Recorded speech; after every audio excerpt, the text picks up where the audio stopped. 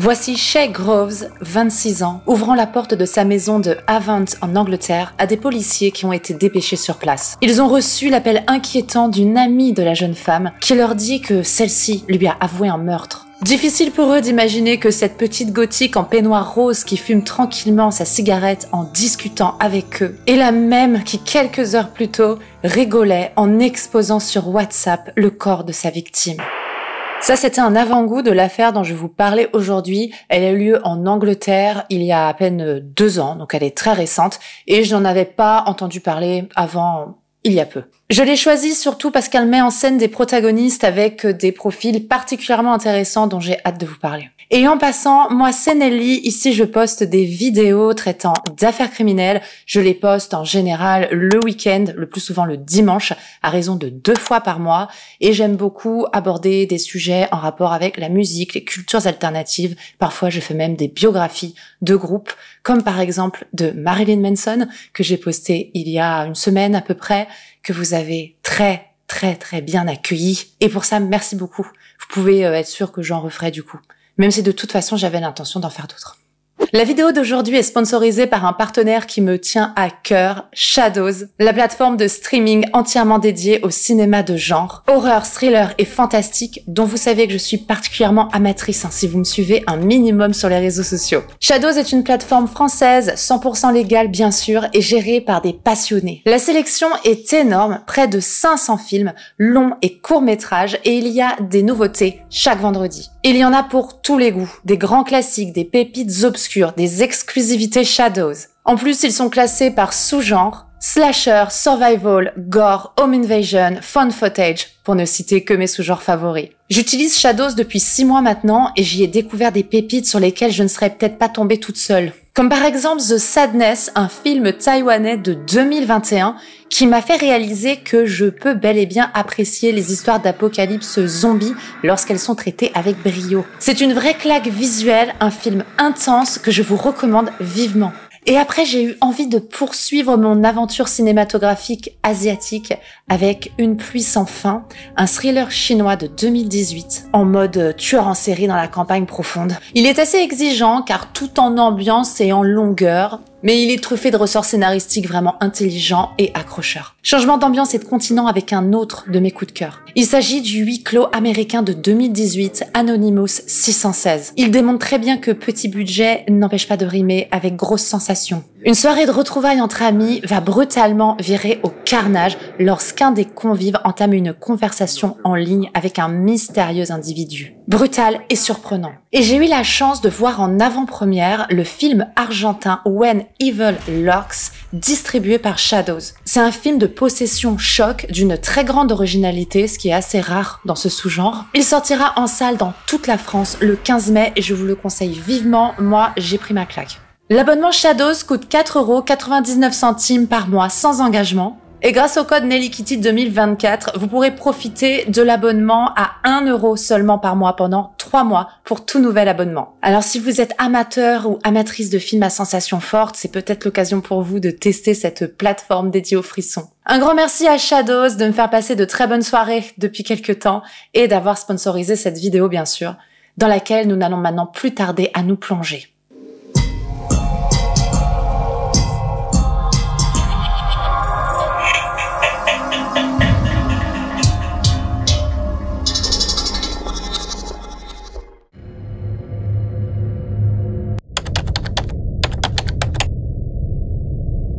L'affaire d'aujourd'hui se déroule à Havant, dans le Hampshire, en Angleterre. Havant est une ville moyenne de l'agglomération de Portsmouth, à environ 150 km au sud-ouest de Londres. Les 120 000 habitants de la ville de Havant bénéficient d'un cadre de vie très joli en bordure de Manche et la ville est réputée très tranquille. Très peu d'informations, malheureusement, sont disponibles sur l'enfance de Shay Groves. Elle est née en janvier 1996 et a eu une enfance très difficile, marquée par les abus physiques. À l'école, ce n'était pas forcément mieux parce qu'elle était victime de brimades, moqueries et même de harcèlement, suite à ce qu'à l'âge de 11 ans, elle s'obligeait de porter des prothèses auditives parce qu'elle était malentendante. À 13 ans, Shay est très renfermée et dépressive et ses parents décident de l'emmener voir un psychiatre. On lui diagnostique un trouble bipolaire, on ne sait pas si elle a eu un traitement adéquat. C'est à cette époque, donc très jeune, à peu près 13 ans, que Shay se tourne vers la drogue et l'alcool dans l'espoir d'apaiser son mal-être. Elle est décrite par tous comme secrète et très bizarre, d'ailleurs elle le dit elle-même. Mais elle a quand même 2 très bonnes amies qu'elle fréquente depuis le collège, Lauren White et Vicky Bateup. Une dynamique très malsaine s'est instaurée dans le trio. Shay en est clairement la meneuse et elle fait tout pour asseoir son pouvoir sur les 2 autres, en particulier sur Lauren, qui est la plus influençable. Plus tard, Shay donnera même à cette dernière le surnom Chucky, en référence à la poupée tueuse de la saga horrifique sur laquelle elle avait développé une sorte d'obsession. Shay fait comprendre à Lauren qu'elle a bien de la chance qu'elle accepte de la fréquenter. Elle la rabaisse et lui demande toujours de faire des choses pour elle afin de prouver qu'elle mérite son amitié. Comme Lauren n'a pas vraiment d'autres amis que Shay, et parce qu'aussi elle est assez faible psychologiquement, elle accepte de se soumettre à celle qui se fait passer pour son amie. Vers la fin de son adolescence, Shay Groves s'enfuit de chez elle afin d'échapper aux abus. Elle va vivre durant des mois en marginal, quasiment sans domicile fixe, dormant chez des amis ou chez des copains de passage, tous abusifs avec elle. Et elle continue à boire et à se droguer, ce qui n'arrange en rien son état mental. En 2016, lorsque Shay a 20 ans, sa situation est peut-être sur le point de s'améliorer lorsqu'elle rencontre un certain Ashley Wiggum, un jeune homme avec lequel elle va entamer la première relation saine de sa vie. Et au bout de quelques mois, elle réalise qu'elle est enceinte. Là, on pourrait s'inquiéter parce qu'il s'agit d'une jeune femme qui n'a pas une vie compatible avec la grossesse. Mais devinez quoi, ça va être un déclic pour elle. Elle est hyper heureuse d'être enceinte et elle n'a vraiment pas l'intention de compromettre ça. Du coup, elle va arrêter de boire et arrêter de prendre de la drogue. Elle décide même de chercher de l'aide auprès de médecins concernant sa santé mentale. C'est d'ailleurs à cette époque qu'on lui diagnostique un stress post-traumatique en plus de sa bipolarité. À cause de ces 2 troubles, c'est vraiment difficile pour elle de gérer ses émotions au quotidien, mais à cette époque, elle fait de son mieux. Elle met au monde sa petite fille en avril 2017, alors qu'elle a 21 ans, et elle est très heureuse. Malheureusement, elle rompt avec le père de sa fille très rapidement après l'accouchement, et elle se retrouve plus ou moins de nouveau à la rue. Elle décide alors de reprendre contact avec Lauren White, son amie du collège, et elle va emménager chez elle avec sa fille. Ça tombe plutôt bien parce que Lauren aussi a eu un petit bébé qui a à peu près le même âge que la fille de Shay. Les 2 jeunes mères et leur fille emménagent tout ensemble sur Botley Drive, un quartier de Lee Park à Avant. Tout se passe très bien dans un premier temps, mais malheureusement ça ne durera pas. Car certes, Shay a arrêté la drogue et l'alcool, mais il y a quand même des choses qui n'ont pas changé. Et c'est à cette époque que la jeune femme va changer très radicalement physiquement. Jusque-là, elle était féminine de manière assez classique. Elle se teignait les cheveux en blond, elle était un peu girly, elle aimait le rose. Certes, elle aimait bien avoir un look un peu original, mais restait à la mode classique de un peu toutes les jeunes filles de son âge. Et là, d'un coup, elle va devenir gothique. Mais pas n'importe quelle gothique. Gothique très sexy, un peu cliché. Ce que moi j'appelle le Killstar Goth. Je sais pas si vous connaissez la marque, mais c'est exactement le style de Shay. Il n'y a pas du tout de jugement de valeur, hein. Je possède des vêtements Killstar, donc il n'y a pas de problème. Mais voilà, elle c'est vraiment la panoplie complète. Et elle ne se contente pas des vêtements et va également se faire énormément tatouer, mais pas seulement le corps, aussi le visage et des tatouages extrêmement voyants, dont une dague qui lui traverse l'œil comme ça. Étant moi-même tatouée et en ayant eu aussi beaucoup de piercings, loin de moi l'idée de vous dire qu'il faut forcément relier ça à un mal-être quelconque, mais il faut reconnaître que ça peut arriver et que quelqu'un comme elle, qui déjà souffrait de dépression, se faisait du mal à elle-même, a déjà été internée, que d'un coup comme ça, elle se mette à radicalement se transformer physiquement et à faire des transformations physiques très radicales et extrêmes, on peut quand même se dire que elle va peut-être pas si bien que ça en fait. De toute façon, on va rapidement avoir la réponse à notre question. Il est clair que Shay ne va toujours pas bien, puisque la cohabitation avec Lauren va rapidement dégénérer. La bonne entente des débuts ne sera rapidement plus qu'un lointain souvenir. Et les maltraitances psychologiques que Shay fait endurer à la pauvre Lauren peuvent aller très loin. Elle lui fait faire ses lessives, plier son linge, la fait lui servir des thés, rouler ses cigarettes, elle va même jusqu'à lui demander de lui enfiler ses chaussettes. En gros, Lauren devient sa servante, elle s'occupe de sa propre fille, mais également de Shay et de la fille de Shay. Le besoin de pouvoir et de contrôle de Shay prend des proportions folles lorsqu'elle décide de faire installer des caméras de vidéosurveillance dans la maison, dans les parties communes où Lauren allait également. Le salon, la cuisine, aussi dans sa propre chambre, mais là ce sont pour des raisons très différentes dont je vous parlerai un peu plus tard. Les abus de Shay sur Lauren seront même physiques en plusieurs occasions. Pour vous donner une idée de l'ampleur des manipulations que pouvait mettre en place Shay, elle va même aller à cette époque jusqu'à annoncer à Lauren et à son petit ami du moment dont je vous parle juste après qu'elle est atteinte d'un cancer. Ils vont être extrêmement atteints par la nouvelle, ils vont la prendre en pitié et s'occuper d'elle comme une mourante. Tout ça pour apprendre un peu plus tard que ce n'était qu'un mensonge. En 2020, durant la pandémie de Covid, Shay, comme beaucoup de gens, s'ennuie, ne sait pas trop quoi faire chez elle, et elle va se réfugier sur YouTube et dans les livres. Et pas n'importe lesquels. Elle se découvre une passion pour les affaires criminelles. On est mal placé ici pour lui lancer la pierre, mais vous allez voir que dans son cas, c'est un peu particulier. Au début, c'était vraiment juste pour s'occuper, et puis le temps passant, c'est devenu une véritable obsession chez elle. Elle regarde des documentaires sur YouTube jusque tard dans la nuit. Et contrairement à la plupart des gens qui regardent ce genre de choses pour tenter de comprendre ce qui leur est totalement étranger, vous et moi, j'imagine, on n'est pas capable de tuer quelqu'un, du coup, on comprend pas et on essaie de comprendre, tout simplement. Mais voilà, on ressent plus de l'empathie pour les victimes, on s'identifie aux victimes et on a du dégoût pour les tueurs. Elle, c'est pas vraiment ça, c'est plutôt l'inverse. Les victimes, elle en a pas grand chose à faire, par contre les tueurs, elle les admire. Elle les trouve intelligents et elle salue leur habileté quand ils sont capables d'échapper à la police pendant longtemps. Elle va jusqu'à décorer un mur de sa chambre avec des portraits de tueurs qu'elle achète sur le site Etsy. On y voit beaucoup de tueurs anglais et la part belle est faite aux femmes. Il y a Myra Hindley, la complice du tueur d'enfants Ian Brady, le tueur en série Peter Sutcliffe. Il y a aussi Rose West, la compagne et complice du tueur en série Fred West. Mais il y a aussi des tueurs américains très connus comme Richard Ramirez, Jeffrey Dahmer ou Aileen Wuornos. Lorsqu'on la confronte sur ses goûts un peu particuliers en matière de décoration, elle prétend que c'est juste de l'humour noir, qu'il n'y a rien de sérieux, elle ne les admire pas, mais son attitude laisse quand même penser le contraire.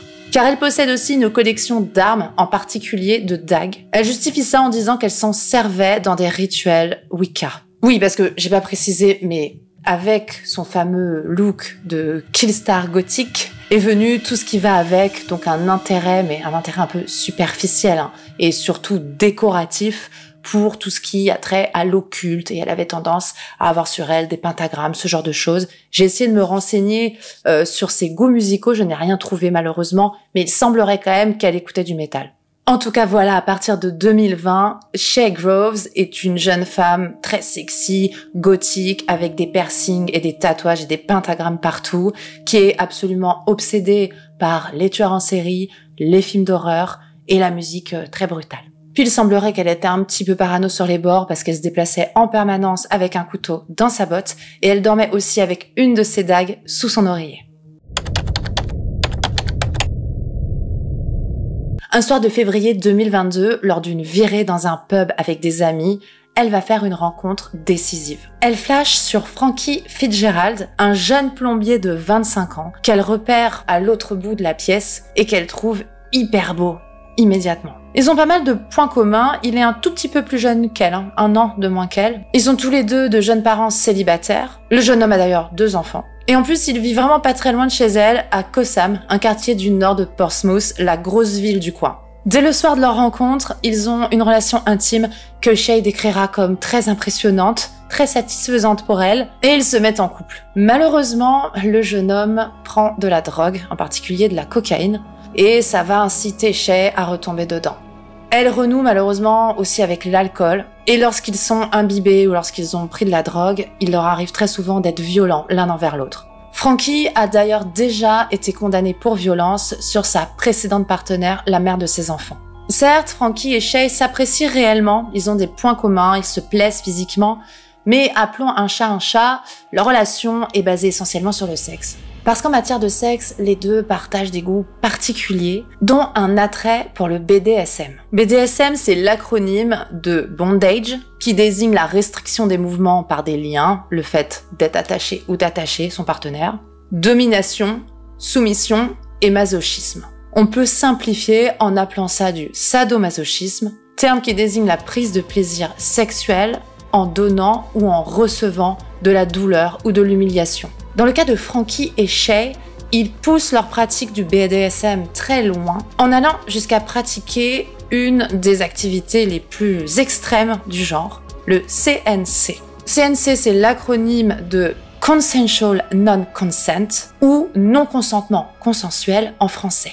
Le CNC est aussi appelé jeu du V et vous mettez un mot interdit sur YouTube et ça résume bien la chose.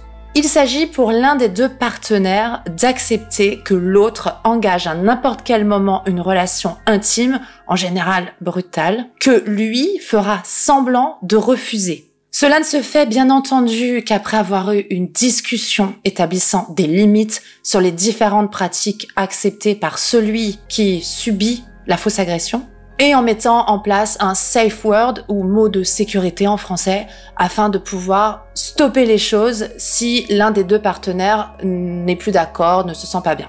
Comme je vous ai dit, c'est une des pratiques les plus extrêmes du BDSM et Frankie et Shay en sont particulièrement friands et le pratiquent beaucoup. Et dans un premier temps, avoir les mêmes goûts pour ce genre de pratique que peu de gens comprennent et apprécient, c'est quelque chose qui va vraiment beaucoup les rapprocher. Ils ont l'impression d'être chanceux de s'être trouvés. Comme je vous ai dit, Shay a même installé une caméra dans sa chambre afin de filmer leurs ébats, puis de les regarder ensemble. Et en avril 2022, soit 2 mois après leur rencontre, ils vont même jusqu'à signer un contrat.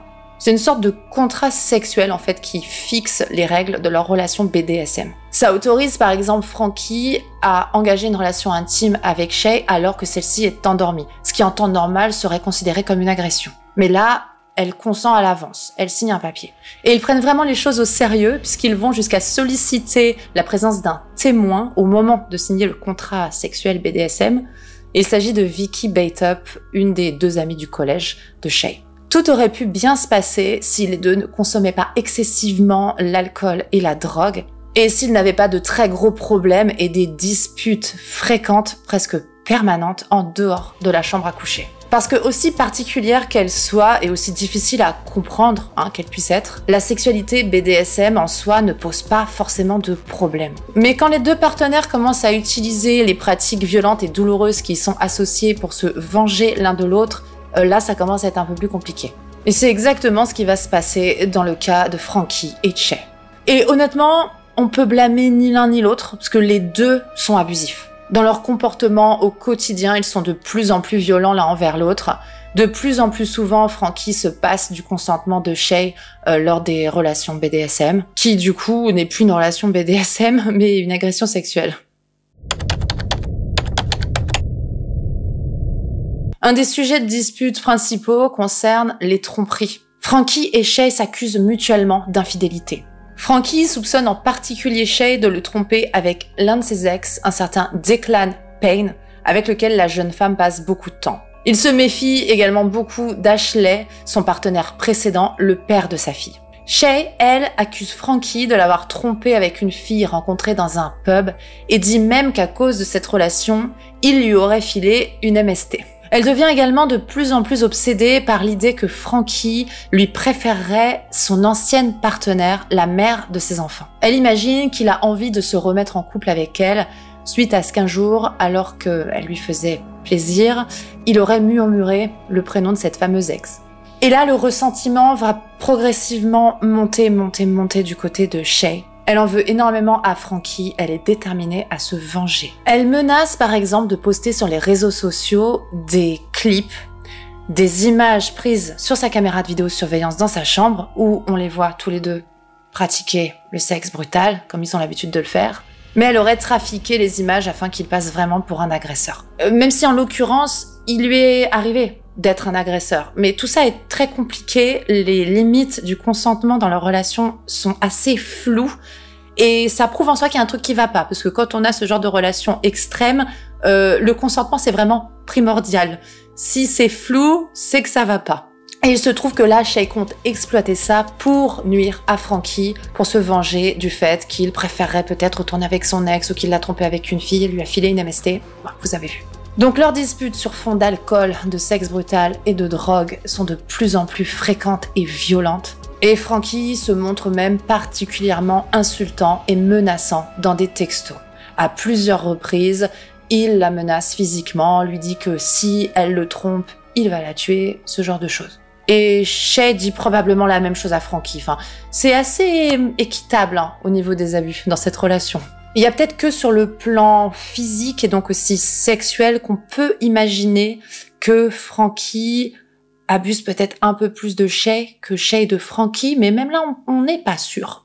Les deux passent en tout cas leur temps à rompre puis à se remettre ensemble. Une de leurs ruptures en mai 2022 semble plus sérieuse et définitive que les autres, parce que cette fois-là, Shay demande à son ex Ashley, donc le père de sa fille, de venir chez elle, de l'aider à débarrasser toutes les affaires de Frankie de sa chambre, et avec lui et Lorraine, ils vont balancer toutes les affaires dans le jardin de l'ex de Frankie. Mais au final, ils se remettent ensemble quelques jours plus tard.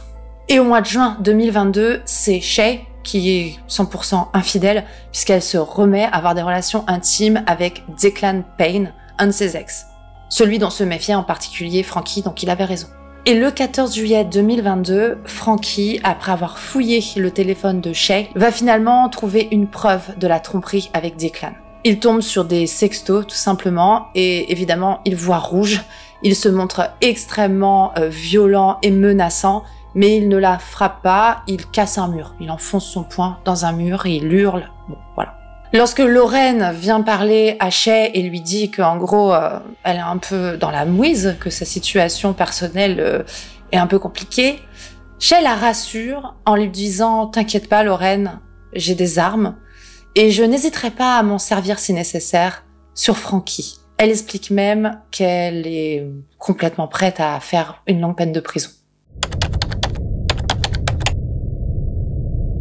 Mais 2 jours plus tard, le 16 juillet 2022, le couple décide de se donner une énième chance de se remettre ensemble. Ce soir-là, Shay est plutôt tranquille, il n'y a pas sa fille qui dort chez son père, il n'y a pas non plus le petit enfant de Lorraine, même si Lorraine, elle, est présente, mais Shay pense qu'elle va pouvoir passer une bonne petite soirée sur fond de sexe, de drogue et d'alcool avec Frankie. Ce soir-là, ou juste avant, je sais pas exactement, Frankie lui demande de retirer la caméra qu'il y a dans la chambre. Parce qu'il a peur, en fait, que Shay utilise les images contre lui, tout simplement. Et elle accepte. Mais au lieu de profiter de leur retrouvaille, ils décident de se livrer à nouveau à une de leurs activités préférées, fouiller leurs téléphones respectifs à la recherche de choses à se reprocher.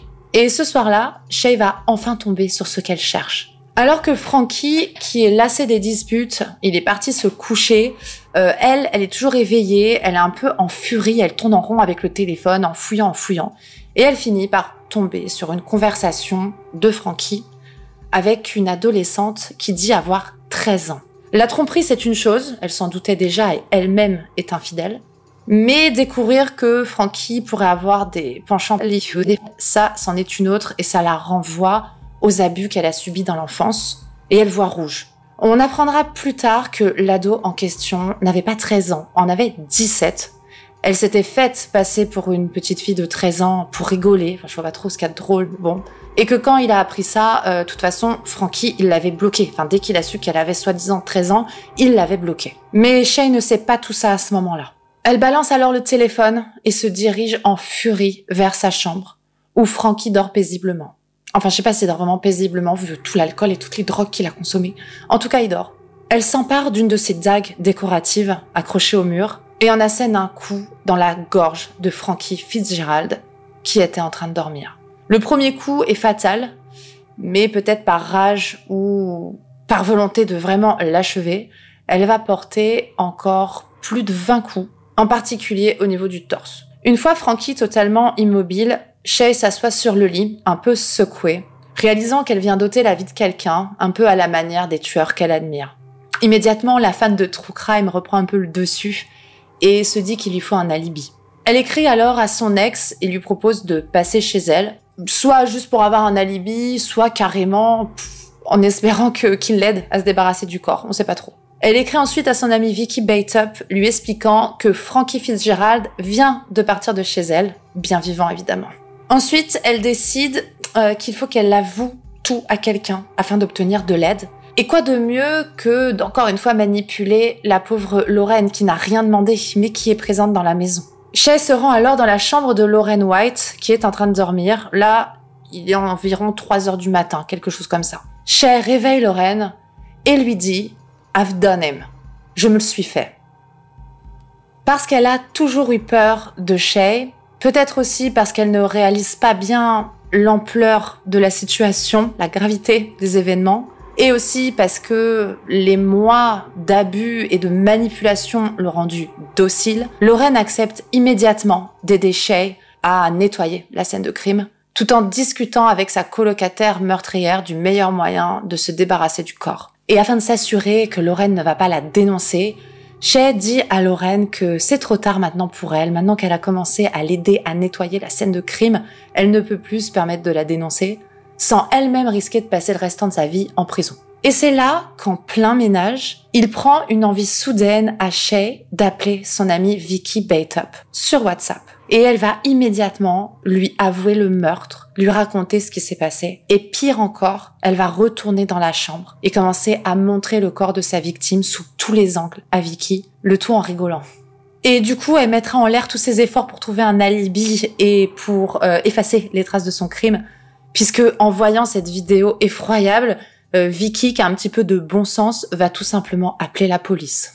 Merci Vicky. Les agents de police débarquent chez Shay et Lorraine seulement 6 heures plus tard, le 17 juillet, aux petites heures du matin. Shay leur ouvre et discute tranquillement avec eux.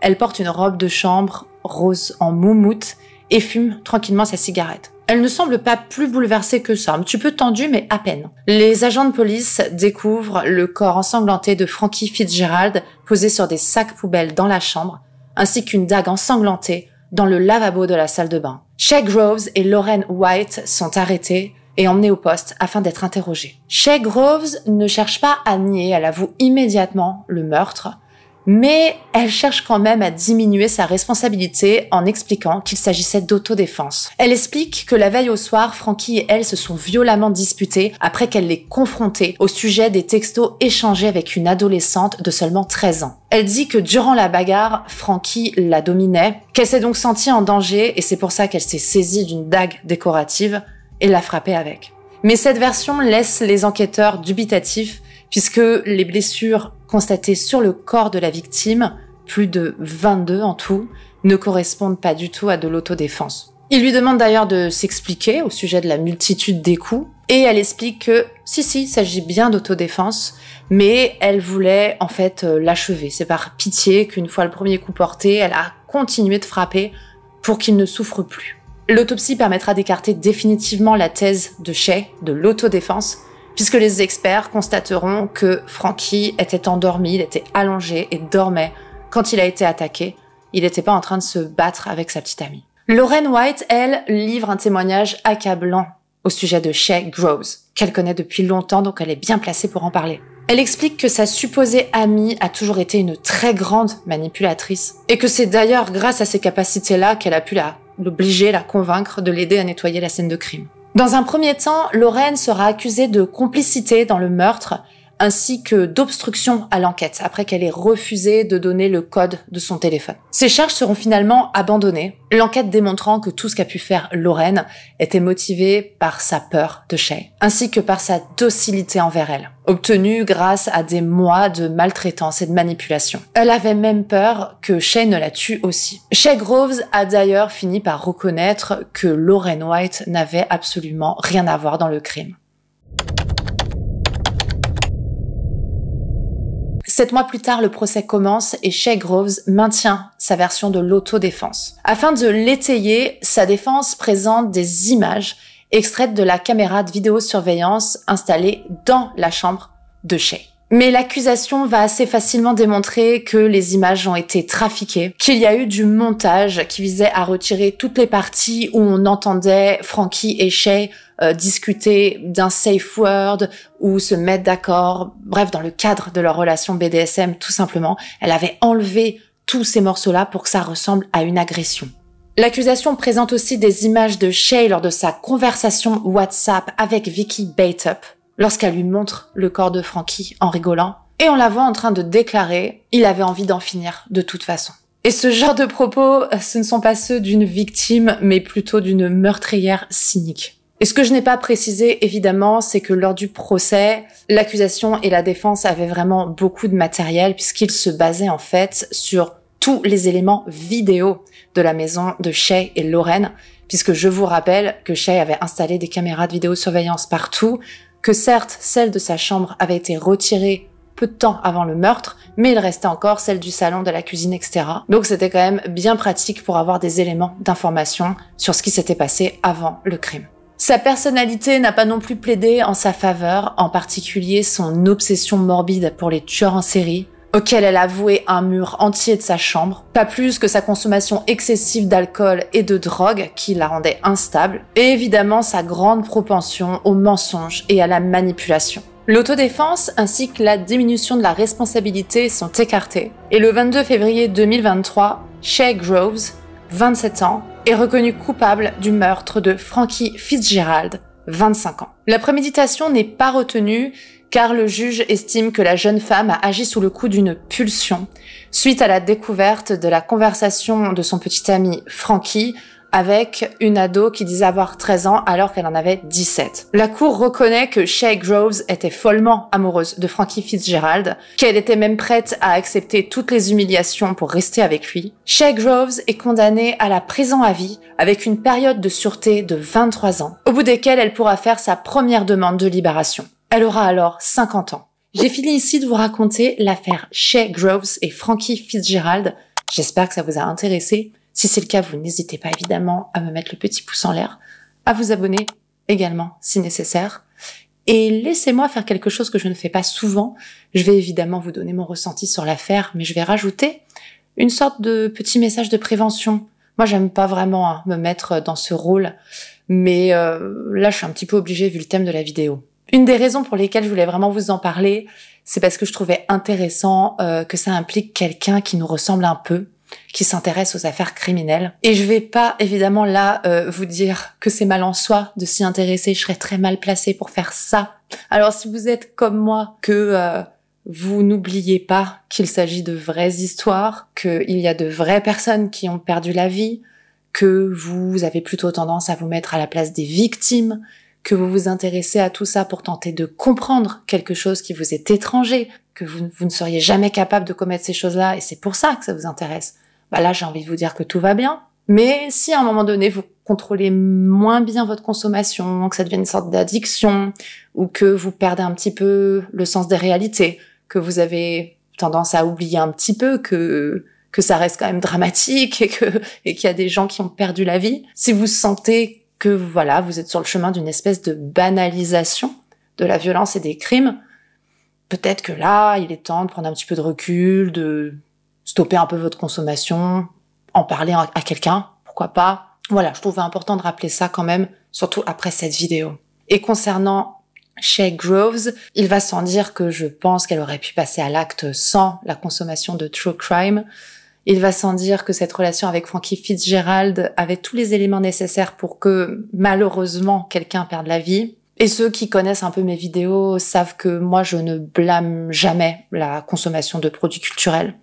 De drogue, oui, mais de produits culturels, non. Que ce soit des films, des séries, des jeux vidéo, du true crime, là, je vais jamais blâmer ça. Je vais jamais imaginer que si on avait enlevé cet élément-là, tout se serait bien passé. Non, c'est clair que non. Il y avait tellement d'autres éléments problématiques, son enfance, leur relation, plein de choses comme ça qui font que même sans le true crime, il y aurait pu avoir malheureusement quelqu'un qui perd la vie. Et moi, je vous remercie encore d'être resté jusque-là, d'avoir fait cartonner ma vidéo sur Marilyn Manson. Vraiment, je suis hyper contente parce que c'était la vidéo qui vraiment représentait beaucoup pour moi. Et bah, c'est celle qui a le plus marché sur la chaîne jusque-là, donc c'est trop bien. Merci à vous. Et laissez-moi remercier une dernière fois Shadows qui a sponsorisé la vidéo d'aujourd'hui. N'oubliez pas de cliquer sur le lien en description et d'utiliser mon code NellyKitty2024 si vous souhaitez profiter de l'abonnement à 1 € par mois pendant 3 mois pour découvrir cette plateforme de streaming dédiée aux films d'horreur, aux thrillers et aux films fantastiques. Je vous attends en commentaire bien sûr et je vous dis à bientôt.